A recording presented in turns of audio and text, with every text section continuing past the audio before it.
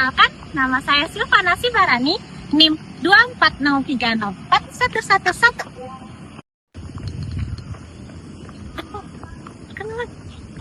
Oke teman-teman, perkenalkan nama saya Jiko Bimarza Marpong dengan NIM 240304168. Hai, nama saya Limudah Menangan Manik dengan NIM 240304105. Hai, perkenalkan nama aku Dini Ayu Lestari Selotang dengan NIM 240304021. Hai, perkenalkan saya Jelita Situmorang dengan NIM 240304033. Halo, perkenalkan nama saya Ganta Premi Ginting dengan NIM 240304119. Oke guys, kami dari kelompok 1 Prodi Agribisnis akan menjelaskan bagaimana sih cara pengukuran morfologi tanaman kelapa sawit menggunakan alat klinometer. Nah, sekarang kita masuk ke praktikum keempat. Bagaimana cara pengukuran morfologi tanaman menggunakan alat klinometer. Nah, jadi tujuan dari dilakukannya praktikum kali ini adalah untuk mengetahui dan memahami teknis dari pengukuran tinggi tanaman menggunakan alat klinometer dan diameter batangnya. Nah, pengamatan morfologi kelapa sawit terdiri dari beberapa bagian pengukuran. Nah, ada dua hal yang paling penting dalam pengukuran kali ini, yaitu tinggi tanamannya dan diameter batangnya. Tinggi tanaman ini cerminkan tingkat pertumbuhan dan kesehatan dari tanamannya, serta memberikan gambaran tentang pengaruh lingkungan, perlakuan, atau media tanam, serta terhadap perkembangan tanamannya. Tinggi tanaman juga berperan sebagai indikator keberhasilan perlakuan atau inovasi dalam eksperimen pertanian. Misalnya, dalam uji coba penggunaan jenis pupuk yang berbeda, data tinggi tanaman dapat digunakan untuk menganalisis mana sih perlakuan yang paling efektif dalam mendorong pertumbuhan tanaman. Parameter morfologi yang tak kalah penting yaitu pengukuran diameter batang. Diameter batang mencerminkan kekuatan struktur tanaman serta menjadi indikator kesehatan dan perkembangan vegetatif tanaman kelapa sawit dari waktu ke waktu. Diameter batang menjadi parameter yang digunakan untuk menilai dan melihat pengaruh kelakuan atau inovasi yang diberikan ke tanaman. Kelapa sawit dengan diameter batang yang lebar memiliki sistem perakaran yang kuat dan berpotensi menghasilkan ukuran tandan buah segar atau TBS yang lebih besar. Diameter batang yang lebar saat ini lebih diinginkan daripada tinggi tanaman yang terlalu tinggi. Hal ini dikarenakan kesulitan pemanenan yang akan dilakukan nantinya saat tanaman semakin dewasa. Oleh karena itu, pengukuran diameter batang ini penting dilakukan untuk melihat keberhasilan inovasi yang diberikan serta mendukung efektivitas kegiatan budidaya tanaman kelapa sawit di lapak. Nah, selanjutnya mari kita saksikan cara pembuatan alat klinometer.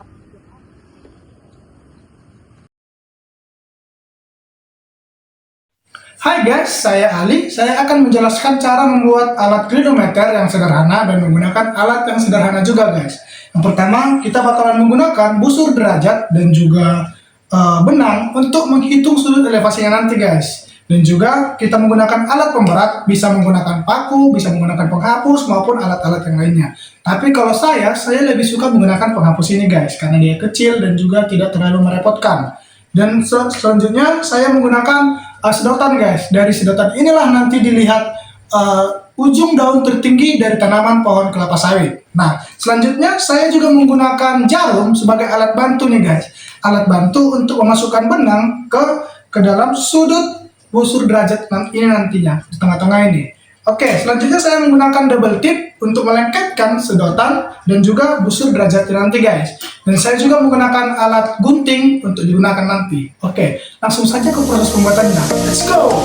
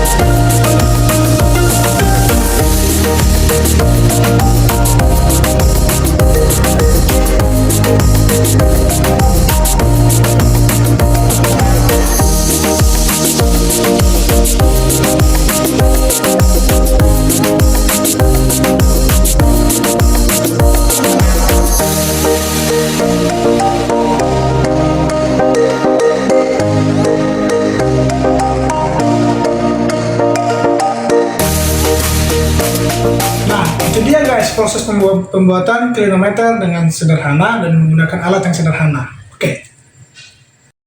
Baik, setelah tadi kita melihat proses pembuatan alat klinometer, saat ini kita akan mempraktekkan bagaimana cara mengukur tinggi tanaman tersebut. Pertama kita akan melihat ataupun mencari tanaman yang mau kita ukur. Kita ambil sampel.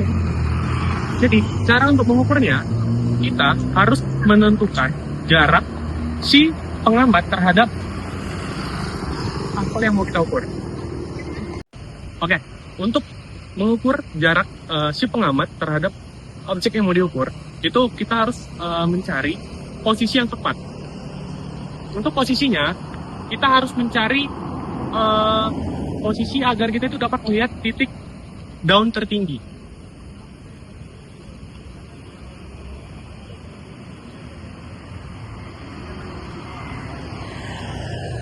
Oke, ini adalah posisi yang tepat untuk melihat ataupun untuk mengukur jarak dari ataupun tinggi dari tanaman yang mau kita ukur. Kenapa diambil dari posisi ini? Karena kita ingin melihat, kembali lagi saya ulangi, ingin melihat tinggi tanaman yang tertinggi. Baik, ini adalah posisi yang tepat untuk mengukur tinggi dari tanamannya. Kenapa? Karena jika saya berada di posisi ini, saya dapat melihat posisi pohon yang tertinggi. Kenapa harus melihat posisi pohon yang tertinggi? Karena di situ dapat menentukan sudut elevasinya.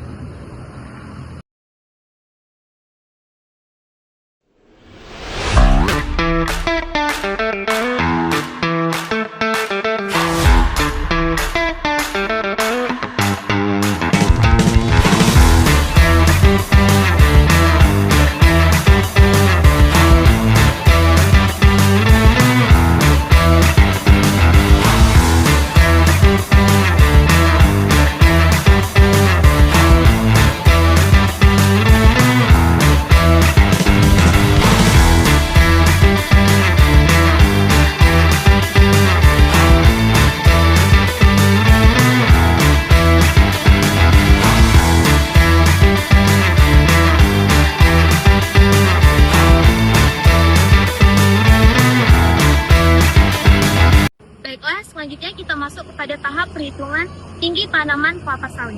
Untuk menghitung tinggi dari tanaman kelapa sawit, kita dapat menggunakan rumus di mana C kita peroleh melalui hasil perkalian sudut elevasi dikali dengan jarak dari pengamat dengan tanaman yang diamati. Nah, setelah kita lakukan pengamatan, kita peroleh data tinggi pengamat dari kaki hingga mata sebesar 1,64, jarak pengamat dengan tanaman yang diamati 14,59, kemudian sudut elevasinya yaitu 46 derajat atau tan 46 derajat. Nah, selanjutnya kita masukkan nilai-nilai tersebut ke rumus di mana tadi saya sebutkan C itu sudut elevasi dikali dengan jarak tanaman. Jadi, kita masukkan tan 46 derajat atau 1,0355 dan hasil itu dapat kita lihat dari tabel samping ini. Kemudian dikalikan dengan jarak dari pengamat dengan tanaman yang diamati sebesar 14,59. Nah, hasil perkaliannya 15,107945. Kemudian kita tambahkan dengan tinggi pengamat yaitu 1,64 sehingga hasil akhirnya adalah 16,747945 meter. Sekian, terima kasih. Selanjutnya kita akan melakukan pengukuran diameter batang. Yang pertama kita akan tentukan titik diameter batang yaitu 1 meter dari pangkal batang. Nah, setelah itu kita lilitkan meteran itu pada batang. Didapatkan lilitnya itu adalah 169 cm. Selanjutnya kita catat hasil yang kita dapat tadi dalam buku data.